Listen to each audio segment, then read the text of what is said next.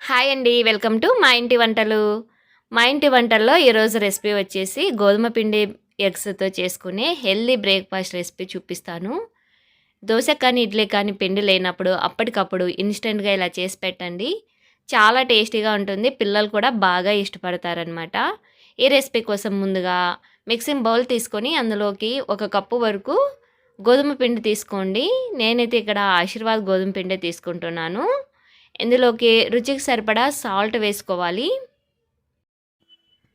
తర్వాత కొన్ని water add చేసుకుంటూ దోస బ్యాటర్ లాగా కలుపుకోవాలి లూజ్గా పిండిని.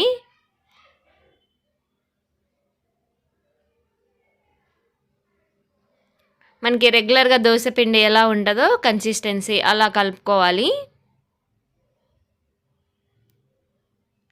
ఇలా ఎక్కడ ఉండలు లేకుండా బాగా కలిపేసుకోవాలి.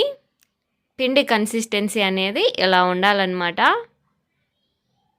మనకి దోశకైతే బ్యాటర్ రెడీ అయిపోయింది కదా, ఇది పక్కన పెట్టేసుకోండి.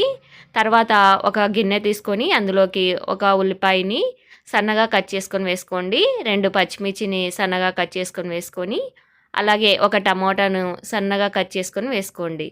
తర్వాత రుచికి సరిపడా సాల్టు, ఒక హాఫ్ టీ స్పూన్ వరకు కారం పొడి వేసుకొని, ఒక 4-5 ఎగ్స్ వరకు ఇలా కొట్టి వేసుకోండి. సాల్ట్ అనేది మనం గోధుమ పిండిలో వేసాం కాబట్టి ఈ స్టఫ్కి మాత్రమే సరిపడా వేసుకోండి, సరిపోతుంది. చూసి వేసుకోండి. ఇవి బాగా మిక్స్ అయ్యేటట్టుగా ఇలా స్పూన్తో కలుపుకోవాలి.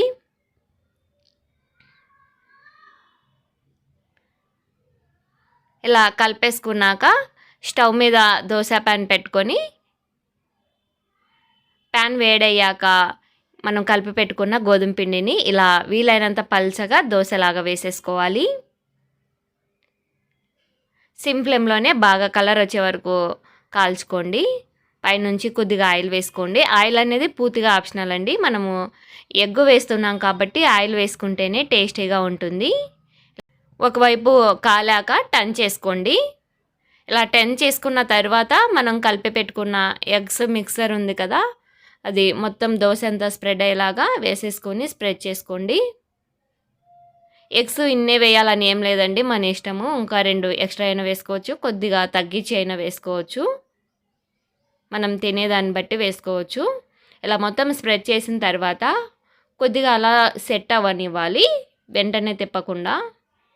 పైనుంచి కొద్దిగా ఆయిల్ వేసుకోండి. ఆయిల్తో చేసుకుంటే టేస్ట్ ఇంకా రెట్టింపు అవుతుందండి. ఎగ్స్ వేస్తున్నాం కాబట్టి చాలా బాగుంటుంది. ఇలా కొంచెం సెట్ అయ్యాక టర్న్ చేసుకోండి. ఇలా టర్న్ చేసుకొని మొత్తం ఎగ్స్ అంతా పచ్చివాసన పోయేలాగా బాగా కాల్చుకోవాలి. ఇలా 2 వైపులా బాగా కలర్ వచ్చే వరకు కాల్చేసుకొని తీసేసుకోవడమే అండి.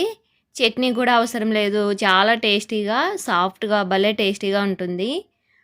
ఎలాంటి టిఫిన్ లేనప్పుడు అప్పటికప్పుడు ఈజీగా ప్రిపేర్ చేసుకోవచ్చు. పిల్లలు కూడా బాగా నచ్చుతుంది. మళ్ళీ మళ్ళీ చేయమని కూడా అడుగుతారండి, అంత టేస్టీగా ఉంటుంది. మీరు కూడా తప్పకుండా ట్రై చేయండి. మీరు ట్రై చేస్తే మాత్రం ఎలా వచ్చిందో మీ ఫీడ్బ్యాక్ని నాకు కామెంట్లో చెప్పడం మర్చిపోకండి. ఈ రెసిపీ నచ్చినట్లయితే లైక్ చేయండి, షేర్ చేయండి. ఫర్దర్ వీడియోస్ కోసం మన ఛానల్ని సబ్స్క్రైబ్ చేసుకోండి. Thanks for watching.